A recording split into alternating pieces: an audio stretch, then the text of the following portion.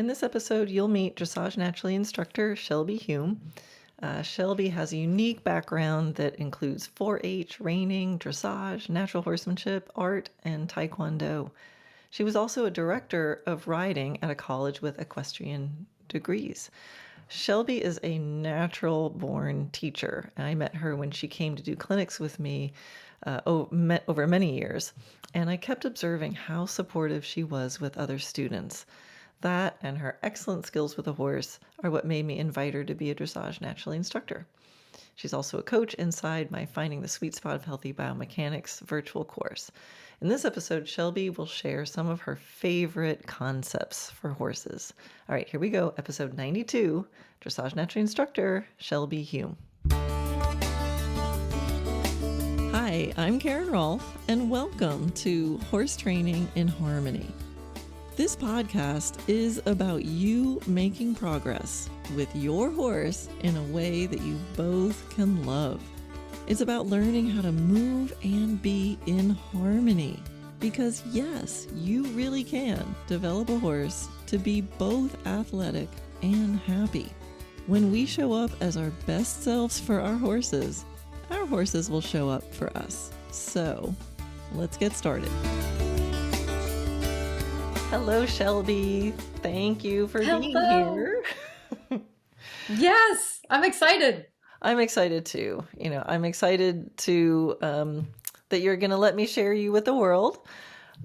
You have always been such, a caring, thoughtful, talented horsewoman and teacher.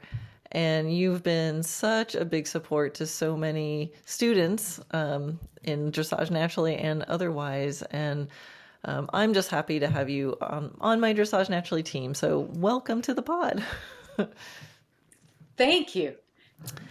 I think, I gave a little introduction earlier, but I'm hoping you can share maybe a little bit more of your story about your background and how you got from there and your journey to finding out about Dressage Naturally. Yes, of course. I've always been horse obsessed and wanting to connect with horses. I grew up with a twin sister and an older brother, and my sister likewise shared that interest and initially just started out sharing one pony and cheering for the other sister to get thrown so we would have a chance to ride. And just as sisters will do. It happens. But then just having that desire grow to raise money to purchase my own pony, and then being introduced to some opportunities through 4-H and FFA, some early opportunities to be exposed to dressage, and some of which I loved and some of which wasn't quite the picture that I was looking for. At which point that kind of also led me to exploring some of the Western sports and performances and that kind of line of work, and really looking at the reining horses, and spent some time working with some trainers and showing myself and pursuing an NRHA judges card. And there was a lot about that I really liked, and there was a lot I learned. But as time went on, it wasn't my exact picture. And there was a time period where I was teaching at a college program, also a job I adored in their equestrian program, and was given an opportunity to do some riding in Portugal.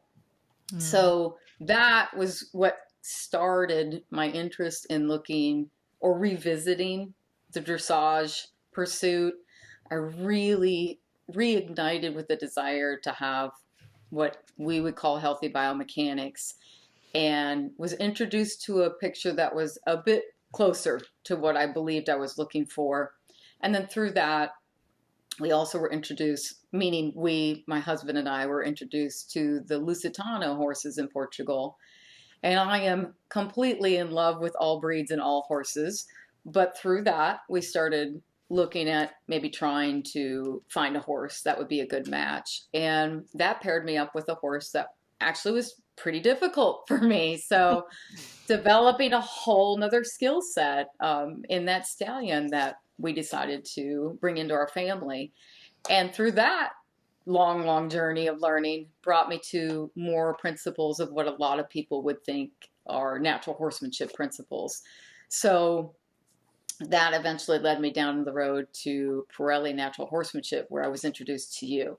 So that's a real long story put short as possible. But I knew when I first was introduced to you on one of the old Savvy Club DVDs that I had just seen my true north. For me, the mix of what I would term as the partnership and the health of the horse and how they developed and how they looked, not only in their bodies, but then how they looked and interacted with you, was just something I knew I needed to know more about. So that's what brought me to Dressage Naturally. And I've always loved helping people with horses because I can still remember being shown what might be the smallest thing to somebody else, but was the biggest pearl to me. Whether it was first learning about asking a horse to lower their head to put the bridle on, which I had never seen. Yeah. I know it sounds crazy, Wow. but that when I learned about things like that and many, many more concepts, I just knew what it meant to me and what a big difference it meant to me. And concepts of partnership and how we would like them to move. How do we help them move better? And of course, there's goals I have of actual maneuvers, if you want to call it that, of wanting to bring a horse along to the levels of piaffe and passage and the changes. But for me, it's way before that. Just still the love of being around horses and then helping people with their horses and seeing their joy in the pursuit as well has just always been what it's about for me. I'm pretty boring. I don't have I have a few other interests, but Boring. not a lot. Wait a minute. Like you're what, like a black belt in Tae Kwon Do? Yeah, there's that too. No one should ever dare call you boring. Oh dear. Yeah, And no. now we scare away all the listeners. No, I'm kidding. I am too. But I mean, And I'm actually curious of like the martial arts. I mean, there's such a crossover of skills for martial arts and horses. I'm saying that out of no personal experience at all. Maybe you can share a little bit about that because I think it is an interesting blend of interests. I feel so too, much like when we reference ballroom dancing and riding. So I was introduced to Tae Kwon Do because I was trying to encourage the women that I helped at the college for us all to think about our health outside of horsemanship to some extent. So we started asking the students to join us in some light workouts, or if they were already involved in something else, that would also suffice as their, to reflect that they had fulfilled that request. And one student said, well, I do Tae Kwon Do. Would that count? And I said, well, I'm sure it would. I don't know anything about it. And they had a guest night at her center. And so she said, do you want to come? And I went that first night and I about killed myself because I loved it so much. Wow. Of course, I was trying too hard and trying to do everything that everybody else was doing, but I loved it. I was hooked right away. So at that time period in my life before I was married, I was going to the center every day it was open, 6 days a week in the evening after teaching at the college. And there were so many things that resonated with me.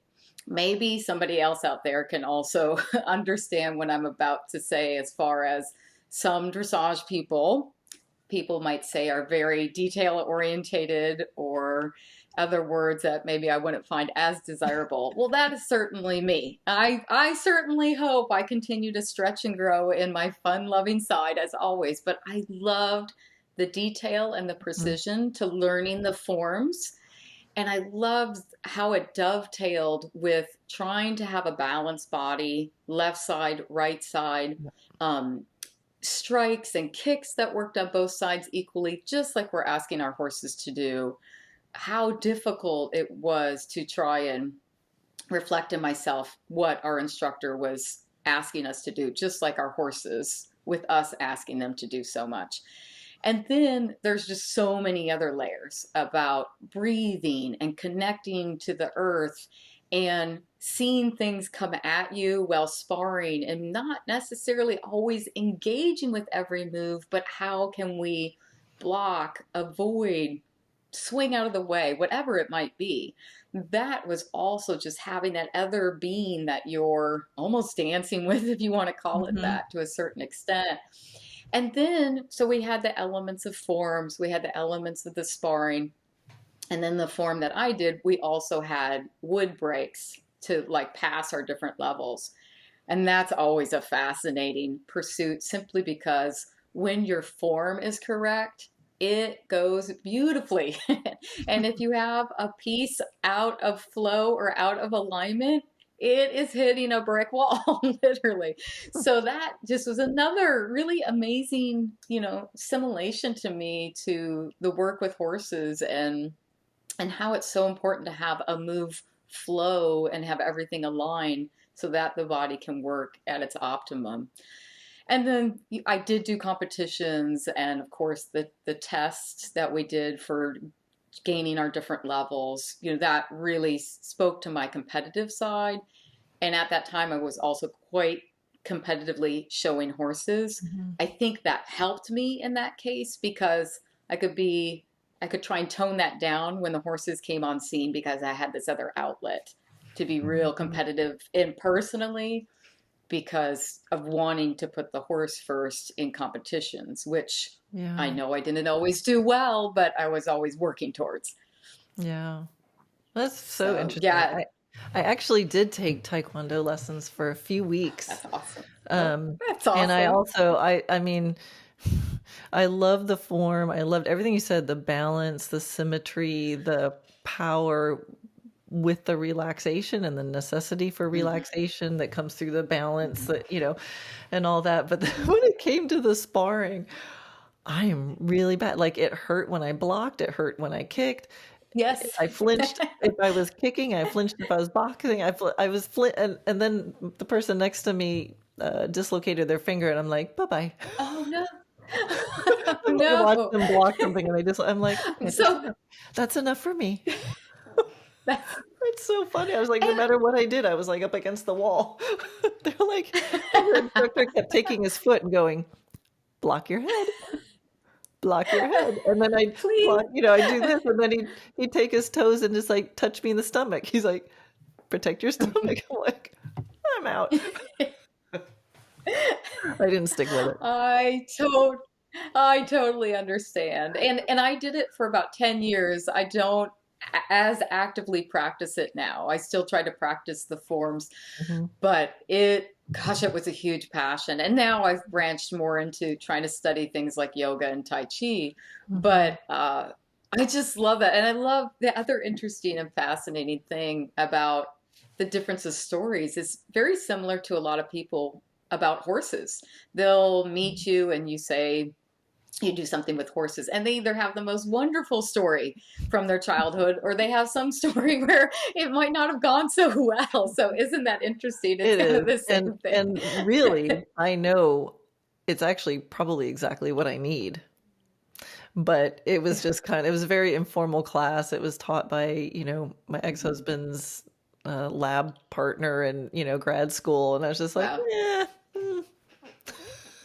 But, in the back of my mind, I'm like, there's a piece there that I probably should explore about myself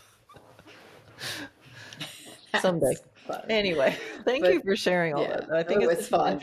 Oh, yeah. such an interesting part of you. And all right. Well, Yeah. I think it's just no, good. another way to study mindfulness, I was going to say. Yeah. Yeah. And self-awareness and so many things. Absolutely. I think, as we Hmm. ask our horses to do so much, I always think whatever the skill is, just the art, the practice um, of creating a skill and practicing it over time and Hmm. improving for our own selves, independent of a horse, Hmm. is so important. Just to go through that process where it's just us, Absolutely. it's like Yeah. nobody to blame, is I think really, really important. And so the various things I've done in life with that, it's always valuable just to Hmm. be more patient and more forgiving, of your horse going through a process, because when you can understand what that feels like for one's self. Yeah. So in preparation for this podcast, um, Shelby, you had sent me of a few concepts, a few of your favorite Hmm. concepts that you thought would be interesting to share and helpful for others. So I love the ones you wrote down. Is it all right if we just Oh, kind of go good. through them? I'd love that. Okay, awesome. So there you listed five of them, and if there's any ones that pop up, feel free to share them too. But the first one you wrote down is something I've heard you say many, many times, which is stretch and grow. So can you explain what you mean by the stretch and grow concept? Absolutely. It is a constant reminder to myself that whether we're talking about the Tae Kwon Do or whether we're talking about horsemanship, that I try and show up with what I call an empty cup. And even if I don't feel ready, and I know I'm definitely not perfect, that I'm just going to show up and there's going to be some kind of opportunity to stretch and grow. And that has always been challenging, but served me well. I would say I am, generally speaking, a person that tries to improve their confidence, and generally speaking, would oftentimes in those scenarios not be confident. So that has helped me get a little closer to those concepts and just being a more balanced person in general. It could be the opportunity to come down to your place for the 6 day sessions you had, and the idea of trailering my own horses 13 hours, sometimes with friends, which was always great, but Hmm. sometimes alone. And all of the challenges that come with that, and the challenges of showing up and feeling awkward, showing up and not knowing. It's so interesting. We have horsemanship lessons oftentimes for life, but it's so hard to show up to lessons and have it not go well. But that is where the greatest things happen. And Hmm. I find myself sometimes not always feeling that I'm the most talented question asker in the moment. So sometimes it'll take me months to come back to you with a question, because when I show up for a lesson, I jokingly try to zip it and just put myself in front of the person and say, okay, what am I going to learn? I find it hard sometimes if a person asks too many questions, the lesson can't evolve. The person teaching you can't do their best by you. But I'm also learning that there is a time for a well asked question. I've often in my past had a lot of questions, or maybe not even concerns, but how to have the best connection with the reins. And your description of the connection with the reins has always been one of the things I admired the most that we cover in Sweet Spot. But in practice, how does that feel? How is it different for each horse? That has been something that sometimes I felt great conflict with, because I was always quite paranoid about being too hard with my hands. Mm. And every time I'm learning an extra little niche to that area of connection, I get to put myself in front of you and know that it's good to snuggle up to our horse. And what is good connection, and how do you know what is not good connection? So that's Hmm. a big area for me to stretch and grow in, because I went sometimes from influences that didn't feel good to me prior to you in connection in my hands, where my hands were very sore, and I became what I call kind of allergic or phobic about that. So then, I swing the pendulum extremely over to the other side and think about all I'll ever do is ride bitless or without a bridle at all. And that's not exactly the picture I'm going for as well with developing a horse through dressage.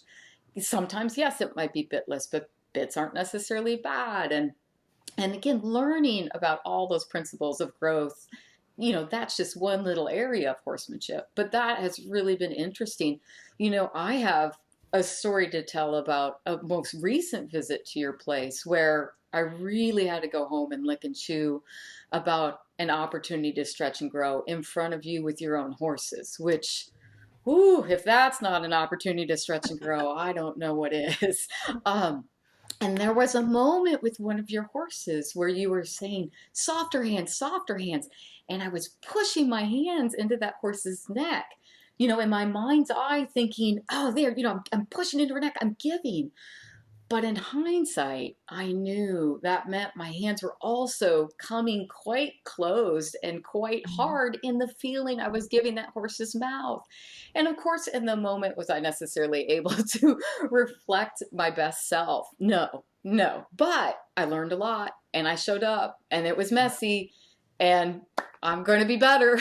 So that's stretch and grow, another kind of long story to a short saying. Oh, We might have no, a few of those today.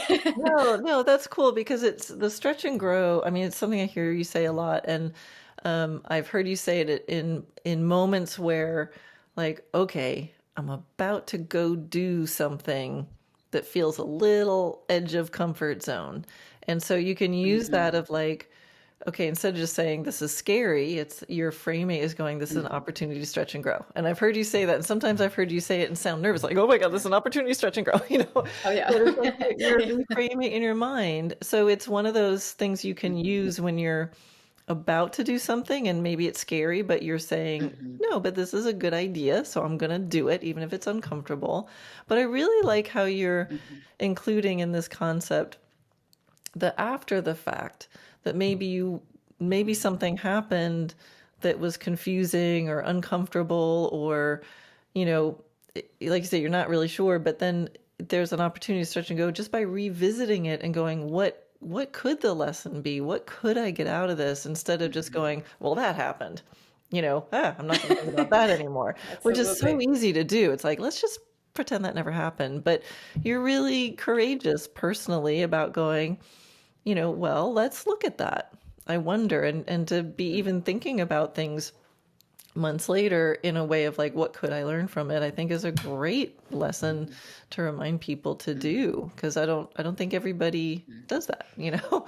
I mean, I think we can mhm. all, go into each moment and go, well, how much good stuff can I get out of this? So that's really cool. Absolutely.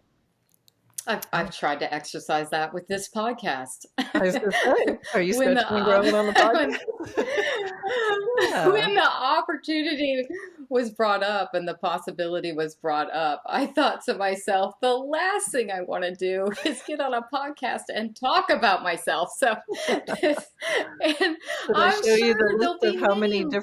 how many different countries are listening right now? Right, exactly. And I'm sure there'll be opportunities when we finish this podcast where I will think to myself, I wished I had said that differently. I wished I had done this differently. And I'll be better. So throw yourself out there and go for it and find your opportunities to stretch and grow. Love it. Love it. All Cool. right. Number two, you wrote was lead by example. Yes. Yeah. And, I was just trying to think about things that I find myself saying a lot, whether directly related to horsemanship or not, although pretty much everything in my life comes back to horsemanship at one point or another. And that lead by example, I really want to embrace all through life.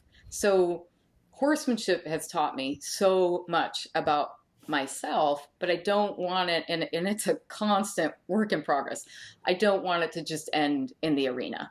So if I want to use my patience and my sense of humor with my horse and developing my horse, my consistency, my best self, I sure hope I want to do that outside of the arena with Mhm. people, my family. And that meaning for me is really one that crosses a lot of areas of life. And we were just speaking a little bit before we got to recording today about myself and looking for my next four-legged partner to join our family. And I'm really, really using that term in that pursuit as well, because you receive a lot of advice about, oh, this would be the perfect horse for you. And you receive videos and suggestions. And it's very interesting that when you put yourself in the position to think about how you either recommend or suggest to somebody you're helping what kind of horse they should search for, then turning around and make sure that I do that myself. Mm-hmm. So if there's a certain person that we feel comfortable dealing with and confident that they're a trustworthy person to look at a family partner for, if it's a certain age of horse I'm looking for, a certain mind, a certain quality to their mind, what are my top qualities? And putting that first. And once upon a time, that picture might have been the most difficult horse I could find. And that is probably not going to be the picture anymore. And that's a very interesting thing to live through as well. The other big thing that comes to mind when I talk about lead by example is certainly in the arena with our horses or helping Mm-hmm. someone. And I find it's so easy to start being with our horses and telling them what to do. Oh, I want them to do this and don't do that. And please do this right now. And that wasn't quite what I wanted. And no, no, no. So instead, what have I shown the horse in a way that I can best do to have it come out in how the horse moves or how the horse responds to me? Mm-hmm. So it can be as simple as when we want our horses to go a certain way, this could be crown work or under saddle. Has my torso turned? Or am I straight on to the horse and then simply wanting them to go a certain direction? Or am I on the horse's back and simply my hands go to the side to turn, but my torso hasn't reflected, my body hasn't reflected that turn? Have I delivered the message in a way I would want to receive it? So have I kept the aids consistent, that I don't change how I ask for the same thing tomorrow or later today in the ride than I did earlier? Have I done it smoothly? So often, we want our horses to move in this elegant, smooth way, and then sometimes we're very quick and jerky in our actions. And even though, for example, our two body types are completely different, say, for example, I'm trying to show the horse how I would like them to smoothly move on the ground. I can do that in my best way, my best self. I can show up and imagine I'm a 6'1" dancer body type and do it to my best way and showing the horse in that way how we'd like them to go. Also, and these are really fun ideas I hope to share on the video classroom, I use this in transitions. I've found that if I start out counting out loud to initiate the next gait, there's probably little ways I'm moving in my body. If I want to trot and I start counting, ready, trot, 1, 2, 1, 2, that can reflect to the horse that energy change. And I don't necessarily use we'll call it aids or cues to the strength that I used to, where then I might end up with a horse swishing their tail or showing a little bit of aggravation that doesn't need to be there. And then, I shift to that being an internal count over time. But it also makes me more mindful of just saying, okay, horse, you trot, I'll join you. And of course, there are times in horsemanship where the horse leads and we join them. Sometimes we lead and they join us. Sometimes it's harmony and we go together. But I think because a lot of the time, we often are in the mode of telling the horse what to do. These are ways that I can think about. Here, I'm doing it. And on young horses, for example, when they're cantering, oftentimes I will start posting to the trot rhythm while they're cantering. So I lead by example that I'm no longer in that canter rhythm. I've switched to trot. Would you like to join me? And it's amazing a lot of times how much it will work. It might not be easy to get our body coordination down, but if we even count out loud, eventually what our mouth is saying, our body will do. And it really, really has helped me in transitions, because one of my tendencies in learning from other horsewomen and horsemen is that some of my transitions could be abrupt because I was trying to be so prompt. And one of the other things you mentioned most recently during our visit at your place was to milk out the transitions. So, this lead by example idea of counting has helped with that. Alignment wise in our horses, it works a charm if I feel receiving information from the reins, like we talk about in the sweet spot, that the horse is maybe leaning towards one rein or the other. If I just gently lift up my seat and move it into the opposite position, because who knows, it could have been me in the first place that brought the horse over there. A lot of times horses will follow that example, and I don't have to what? Start putting on a leg and push them over there. Take a rein and bring them over there. We might need to do that, but why not try this way of leading by example, embodying what we would like our horses to do, and trying that first?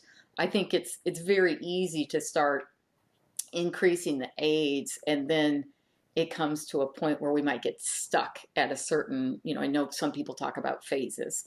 Maybe we're using the stick multiple times. So I think it's important to just really make sure we talk about intent.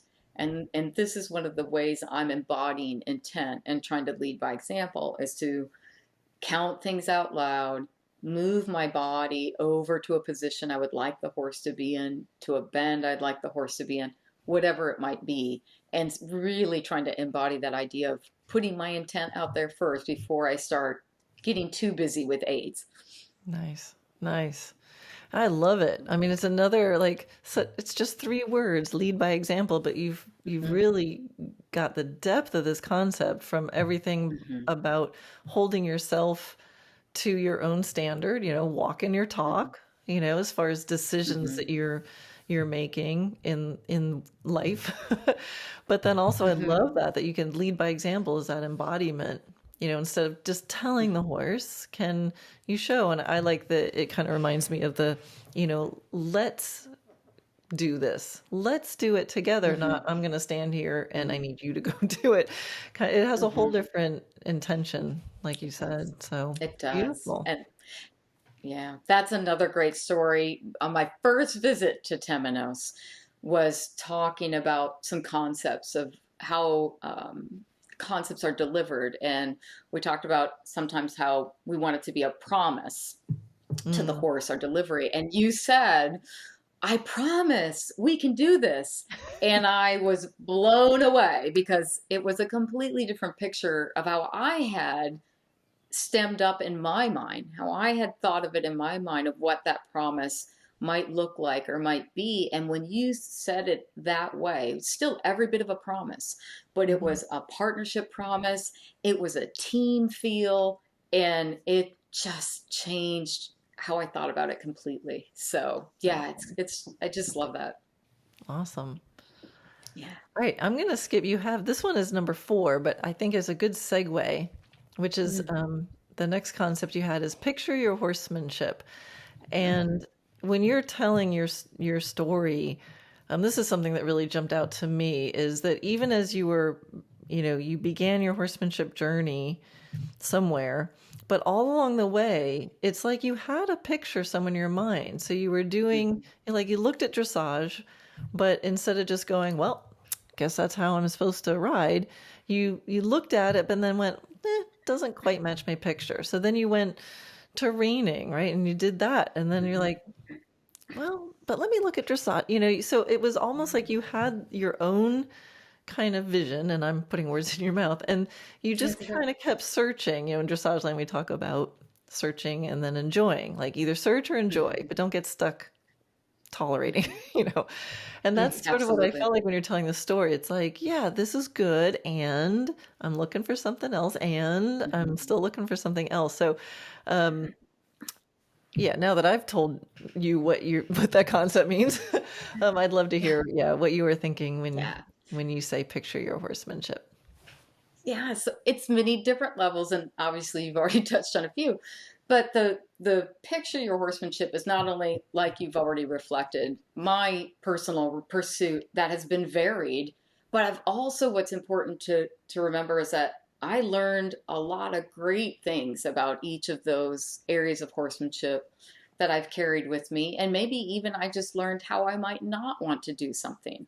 But each of those opportunities developed my own picture. And this will wrap around to one of other little sayings I sent to you probably later on in this conversation. But not only that, before that, I like to also, or in addition to that, I like to think of suggesting to people to pick their favorite YouTube, or maybe it's a few. Maybe there's a particular groundwork one they like, or maybe an undersaddle one. Maybe they do a little jumping and they have one for groundwork, one for flat work, one for jumping. But I like those inspirational little videos of some sort to be close at hand. Because not only do we all need to be re inspired on the days that things are difficult, but I find that instead of looking at necessarily those videos and always thinking, wow, that's that person and I'll never get to that level. It's inspiring, it's great, but I just don't know. Instead, to look at the video and think of some core words. And we do a little bit of this when we talk about the sweet spot, but not only how the horse is moving, what about it do you like? If it's a dressage horse, if it's a working equitation horse, whatever it might be, what do you feel when you watch that video? And what feelings do you want to embody? And then describe the horse to somebody. Maybe if they were on the phone and they didn't have the same visual you did. And what words are you using? We talk about this a lot in the sweet spot. But then this is the harder part, is to maybe video yourself or maybe have some help from somebody else, but trying to think about what parts from those inspirational videos am I already seeing or feeling with my horse? And what areas do I need to look into a little more and then find the person that can help me with those areas so that we make that pursuit of horsemanship, which is, it's complex, but we start with some principles that can be as simple as possible. Mm-hmm. So that has also served me well. If I look at a video, one of my tendencies is almost to now in my life with the horses, maybe emphasize relaxation without the energy piece a little too much. So if I look at that video of myself and the horse is a little slow in the rhythm, I can say, oh, my inspirational video that has a horse has a little more life to their energy. So that I could go out to the arena and play with. If I start making it so complex and so difficult, I might feel like I can't do it. And that's been one of the best things about Dressage Naturally and the way you teach is empowering us. So you want your picture of horsemanship to empower you. There's that wonderful YouTube video of you and Monty where you are bridleless and you are doing the flying changes of lead through the serpentine loops on the straight line into the counter canter with bend, with clean changes, bridleless. I can look at that and be like, well, I don't know that I will ever do that, but there were a lot of qualities on that video that spoke to me. And at that time, I was riding bridleless a certain way. I was happy to just get on and be able to do a little bit of simple go, stop, turn. But seeing that video, I've thought a little bit more about my pursuit of lateral work and other things that have helped when I do have reins. So it's just really letting those videos touch each of us, and you'll never know how surprised you might be and what you end up doing. But instead of looking at that picture and saying, I'll never do that, what do I feel when I watch it? And how can I exude those feelings when I'm with my horse and start playing with the qualities, which is another thing I love about Dressage Naturally, is trying to, yes, we have some particular exercises, but it's about the qualities. Do I need a greater emphasis on the quality of relaxation? Do I need greater emphasis on the quality of my maneuvers into bend laterally?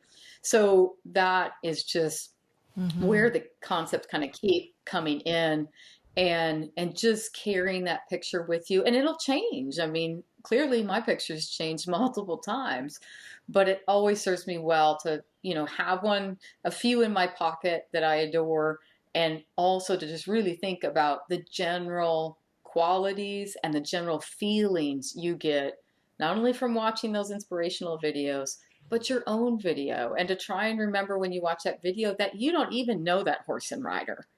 Because Mhm. it's very easy when we're watching ourselves to have that certain way that we watch it because we know it's us and our horse. So if we can kind of do some little bit of separation, I find that helps me as well. Oh, such good stuff. Yeah, it's so powerful just Cool. to make your brain like pick out the I love that, the qualities and the feelings. Kind of, see Hmm. the whole video, and even if you think, "Oh my gosh, it's going to be a lifetime before I can do it," there's still Yes. qualities and feelings, and once you sort of set those, your brain will subconsciously start looking for them Hmm. and noticing them. So that's a hugely Yeah. powerful concept. Yeah. Super cool. Yeah. So All fun right. stuff. Number three, no, which is actually number four, because we already I it's number like it. three on my list, but now it's number four.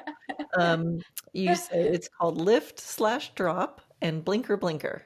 So Yeah. what are those? So I know they're so odd, but I Oh, had to include memorable. these because they they for me are a way to reset. And I think this is still a quality. I certainly need a lot of, we'll call it worker development in even just my personal life, is that when things happen to us, it's hard to fit in a pause. It's hard to sometimes not be triggered by our triggers. And to have the opportunity to think about, we rise to attention. And this is what I think with it when I'm looking at it with my horsemanship eyes, is that when I ask somebody to think about what they want to have happen in the horse, that I say return to zero or rise up and lift and then kind of drop. And that's a bit of an extreme picture. It's very refinable, but that the person gives the horse an opportunity to feel him from like active neutral, we might say, whether it's a standstill or a walk. And then how does that body on the person change, whether in groundwork or under saddle, to reflect what they would like the horse to do? Because once again, it's very easy to start putting on more aids and even sometimes cause a brace that then we talk about, oh, we need to train the brace out of the horse, and sometimes we put it in there. So this way, if I present to the horse, say for example, we want a simple turn to the left, that I start from centrally located between the horse's ears, I lift my torso and turn it to the left, and then I might settle back to that straight neutral and do it again. And this is where my little saying during lessons sometimes comes out, where I say, blinker, blinker. So I envision the Oh, little blinker signal on the gotcha. car. You turn the blinker on the car and it goes blinka, blinka. So it doesn't get louder at me, but It's it not just goes turn signal, blink. turn signal. Right, not turn. So that's what I try and help encourage people to do, is like straight, this is my turn, straight, this is my turn, straight. So that horse starts feeling, oh, I see what happens before what happens. And it doesn't necessarily mean that aids always have to escalate. It Nice. just means that we need to present to them, here am I, and then this is what I feel like when we go to do this. And here it is again. And here it is again. So that horse, once we especially start moving through trot and canter, and I'm sure the volume in the horse's brain has a lot more input and things happening, but we know they can feel a fly. They can Mhm. start really feeling, the changes. This was big for me when you were the first person ever that I worked with that had us stop and make a statue in the lateral positions, instead of jokingly trying to start out helping someone and their horse do it necessarily in motion. And this really started changing my concept of connection. Because in the past, lateral work for me is, I struggled into the position myself. I tried to put a bunch of aids on the horse for the lateral position. And then, because, for example, in shoulder in, I was turning away from the rail and the horse had the whole world's view in front of it to go forward. Well, then I was using rein too to say, well, please don't go forward. How it was supposed to look like a dance, I'm not exactly sure. But when you have the opportunity to stop and make the position, that I have the opportunity to say, horse, when I do this, I sit up and don't lean forward at all, or none of my momentum is going forward to say we're going to cross the diagonal. It simply means we're both bringing our shoulders in and looking the same. And then this is me going straight. And then this is me where I would stop and make the motion of shoulder in. So I can start explaining to the horse how my body feels different in that lift and drop. To from neutral, this is me and shoulder in. From neutral, this is me. We're going to turn and go across the diagonal. I don't know how horses do it. They amaze me every day. That I can turn my seat and maybe just sit up that half millimeter more, and they understand it's shoulder in, and I can turn my seat and we can do a lengthening across the diagonal. I I know mean, it's a miracle. oh, it's No, incredible. I love this idea of lift and drop because it is what you said. It's the change that we need them to notice, right? It's like, I was here, now I'm here. And if they don't notice that change, just shouting at them isn't necessarily going to do it. But you come back, you go, no, notice the difference. Now I'm here, now I'm here. And I think, I've seen so many times, like with, just to use the example of turning, like you did, if, the rider turns, the horse doesn't come with them. And now now you're not together. So from Right. that place, you're not going to be able to talk. So you go back, get with your horse, and then try it again and see if he'll come with you this time. I'm curious, because you said those are great examples for with the horses, but the first thing you said was you use this in life too. I'm a little bit curious of what you meant by that. I think, and I'll use my personal example when you're living with a spouse and you love each other dearly, but you know each other so well that sometimes it's easy to maybe just know that person well enough to say something that will get their attention in a way that's not positive. And oftentimes I think there's a way that we can use it in a positive way. So to basically, we've all experienced where we felt somebody kind of maybe hit a button or a little bit of a sore spot on us or a trigger point. And again, a lot of times it's because people want a response. That's their desire to interact and get some kind of response out of us. Maybe they want us to do something, whatever it might be. In that moment, it is so easy to respond likewise. So if we're triggered, it's easy to be sharp and kind of trigger back. And so now, and I'm not saying I'm good at it yet, I'm working on it, but it is much better if I can fit in. There's that energy lift, and instead of lifting, I tell myself drop. So I can feel that where it kind of like something pokes me a little bit. And that's when I say lift, and then I try and tell myself drop. So that what I think is most important, which again, I'm working on, is if we can build in a pause and not repeat patterns that weren't positive, like with other people in our life. Oh, this keeps happening with that person. Well, then I'm half of that equation. How do I have that not happen? How do I have that energy not go there? And how do I interrupt it? And a lot of times it's trying to fit in that pause when we feel that little point was touched on. Ooh, ouch, So then instead of being quick to respond, trying to fit in that moment where what do we say often? Count to 10, take a deep breath. And boy, it's a toughie, but I think it's so important. There's so much energy out there these days. I remember you saying one time, instead of thinking of it as judging ourselves, or say you're watching another horse and rider at a clinic or something, that we don't want to judge, we want to observe. In my observation, this is happening. And that is just such a healthier way to look at it, because for me, I'd like to say that it's a healthier way to look at it, because there's a lot of judging going out there right now. And it's very, very easy for things to get sharp and hurtful real fast. And there's still going to be moments that happens too. That's just life, and we're all works in progress. But I think that's really again, a big concept that we want to try and bring from our horsemanship to, or I'd like to outside my horsemanship, that Yeah. it's lifemanship, and I think a lot of times, my husband and I are such good, what I call running buddies, such good friends. We really don't want to go there. It's probably because at the end of the day, we've had a lot of other, what do they call it, trigger stackings throughout the day happen. And then, boom, we also have a farm to take care of and things to deal with in life. And there's a list of all these to do things. And trying to find that way that doesn't become like a point of contention between yourself, and it could be a person you're working with.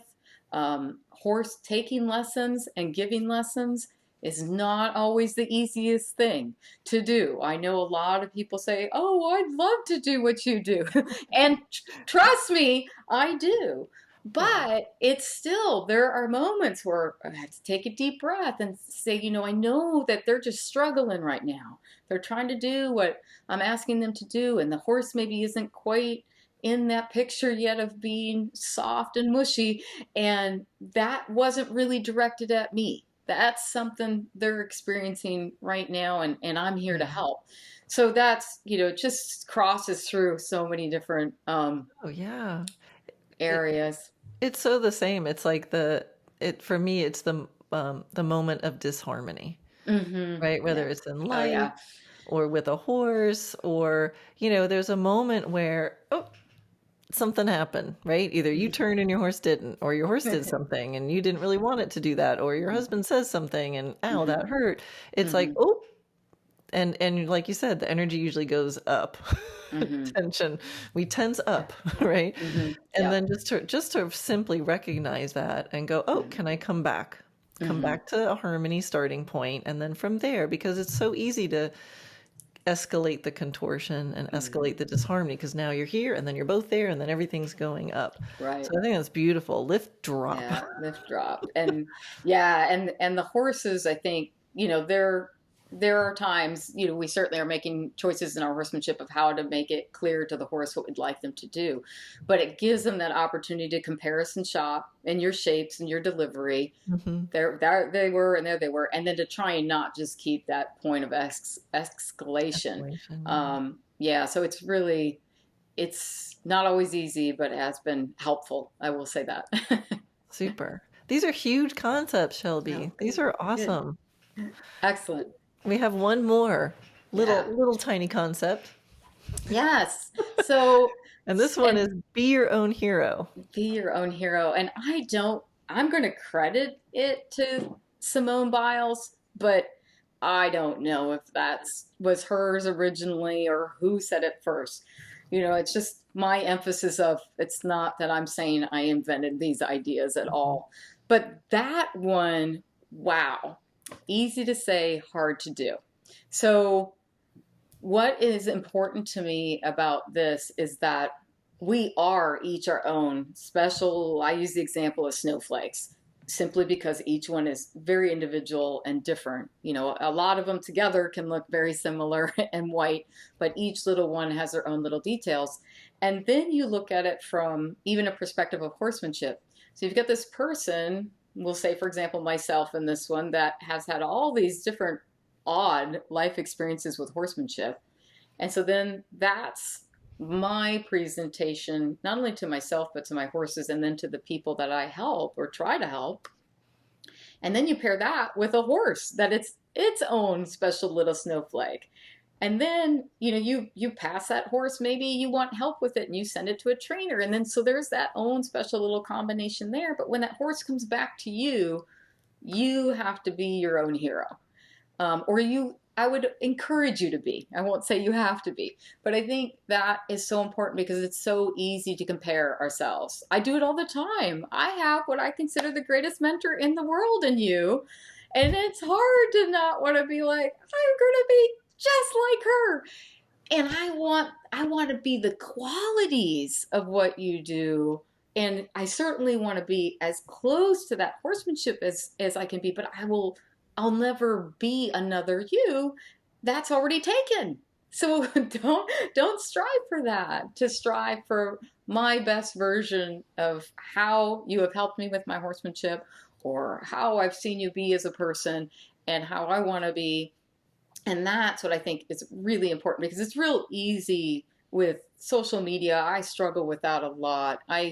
There are times I want to be a lot more active in posting things. I have, if you want to use the word fear, or a lot of concern about these comments that can take off and fire for the smallest thing. Oh, I have no So, idea what you're talking about. oh my golly. So it can be anything. I mean, I see it daily that I don't want to go there, right? I don't want to answer that trigger. But a lot of it is because, we might be comparing a very difficult day on our end to somebody's best day on Facebook. And that can really send us down a struggle bus. And I think it's really, it's important to try and embrace, what is my picture. And it goes back to picture of horsemanship, picture of lifemanship, but how can I be my own hero in that setting? It's like my ideal picture of horsemanship, there might be horses that want a heavier connection in the reins, and that might not be the best mix for me. But I've got to be okay with that. I either ask the horse to maybe not go with as much power, um, and then my picture is going to look slightly different from somebody who gets on and just engages that horse. And I love the look when somebody else does it, but I might feel not so yummy inside when I feel it.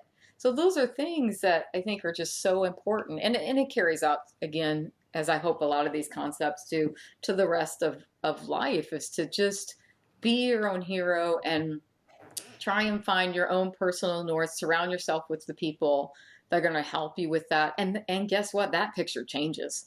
That's the other thing. And sometimes it doesn't. I, like, for example, would hope it never changes that you're my true north. I hope I But don't mess up. I won't be messing up on your end. but I've had some great mentors in horsemanship that maybe I don't work with now. I don't not like that experience any less. But once again, I moved on to a slightly different picture, and I just wanted to continue to be my own hero and search for that picture I'm looking for. So, and with our horses, this is, oh, sorry, I didn't interrupt, but I think this is so valuable. With our horses, oftentimes we don't take into account where we're at with our horsemanship at that time. Let's say, for example, we have family issues going on, and at this time, we're only able to work or spend time with our horse truly, like if we think of it as a session, twice a week.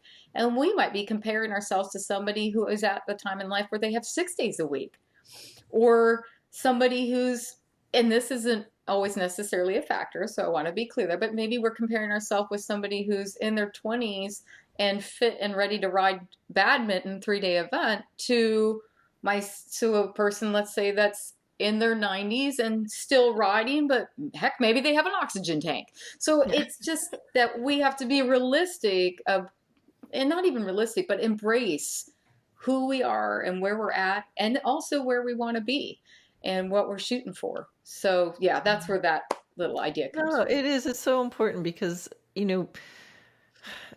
we need to know what our own individual dream is. And I've always, for a long time, I've thought, I don't, even mentors or people that I admire a lot or that I like, oh my gosh, I want to be able to ride like that. I know that that person cannot be everything to me. So it's not about, I need to be like that person. Like, no, you're not going to be that person, and that you shouldn't be, because everybody has their own special thing to blend.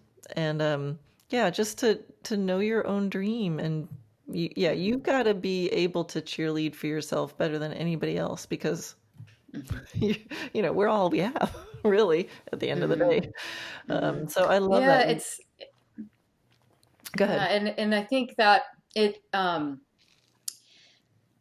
other thought behind, well, many thoughts behind that are exactly going back to like having that picture of horsemanship and watching that video, and sometimes it can feel incredibly overwhelming. But to pick out the piece from it that we can do. You always talk about what is it that you can do, and that's so true. Like maybe somebody doesn't want to ride bridleless, but well, maybe they'll use a little neck rope with the bridle once in a while and see how much of the ride they would do off of that. It'd be just something different area to what? Stretch and grow in. So that is also the other thing, is to take those concepts and see, well, what can I do from that situation that resonates with me? And much like when you were just talking about the example of another person, I felt like it was important to share that sometimes I watch horsemen and horsewomen, maybe we watch the Olympics or something, and there's just an amazing ride at the Olympics. And I can admire that, but I don't think I would ever want to ask my horse to fly to, let's say, China to go to the Olympics, or what it would take to the commitment to be away from home, the financial commitment, everything that goes with that picture. I think that's also an important part of that aspect of be your own heroes, to really know, what does it look like for me? There's been talk in the past with you and with other people. For me right now, it's much easier not to have horses in training. There, for many reasons. One being I get too attached. So it's much better for me to have my own horses and help people with their horses and help them be their own hero and have their best day with their horse. So I think that's also real important, is that we can admire lots of different people and not say, oh, I have to be them or I have to do it exactly like them. Because in all reality, I wouldn't want to do that. We've talked about trailering horses. I used to trailer horses much greater distances than I do now. And there may be a day I do it again, but it's not the same fire in me that I once had to hook up and go down the road for thousands of miles. I think some of that is really good to expose our horses to, and that is a passion of mine, to have outings with my horse, but it might not be the same picture I once had. And that's also important, that as we evolve, we sense it in ourselves, and we stick with being our own hero and not make ourselves feel guilty or bad about that. And everybody can do that with their horses. They can say, I've got these days to work with my horse, and I'm going to start building the principles I saw in that video in the tiniest little way. Exactly. Everybody can have their own dream. There's no shoulds. There's no one you have to be like. It's your own dream. It's everybody's own dream, and everyone is just as good as the other one. It's do what makes you happy. Yeah, and we can, we can be inspired and get inspiration from lots of sources. But I think that's such a powerful message. Like, you don't have to. You can be inspired by someone. You don't have to be them. The world would be better if everybody is their own hero. Then there's more heroes. And there's and that's the other great point to bring up, is that in this day and age, there's so many different pictures of heroes. I think when I was growing up, if you had said there would be these great people that never showed horses and people would think they were amazing. When I was 10, I would have said, there's no way that's ever going to happen. And now you look, even let's say just for example, on the internet, well, there's so many people that do amazing things with horses, whether it's ride across country, whether it's dressage in our backyards and sharing it with people. It doesn't have to mean everybody goes to the Olympics. And this quote, I'm sure I will not get exactly correct, but it said basically to the extent of, we have to love ourselves first. And this certainly can be difficult. But the quote was that if you don't love yourself first and then say you're going to love somebody else, it's like a naked man telling you he's going to give you the shirt off his back. And when I heard that, I thought, wow, that's interesting. But I think that's, there's so much gold in that saying. And it's such an interesting thing to take to heart and think about a little bit, that, I'm not saying we're gushing over ourselves, but to appreciate the person you are yourself. It's going to be easier for you to give love if you start there. Well, I'm just going to leave it right there, because that was... Okay, I was like, oh no! I'm like, what do we say after that? That's awesome. Amen. That's what I'll say after that. Amen, sister. Awesome. Well, how fun. Mic drop. No, thank you. Shelby, thank you so much. That was That was, this is an episode to go back and listen to again and again, and so many great, great concepts. And I love how you really, everything is about connecting being the best human you can be to being the best horsewoman you can be. And yeah, it's all intertwined, which I know, I agree. That's what I feel too. And I know you do. It's so clear in Yeah. how you speak. So thank you so much Thank you for so taking much. this time. And maybe now that you've stretched and grown, you'll come back and do another episode sometime. That's right. I'll have to go and, as we say in horsemanship, lick and chew on it for a little bit. Okay. All right. Well, thank you so much. Thanks. I Thanks for look forward having to me. talking to you again. All right. Bye.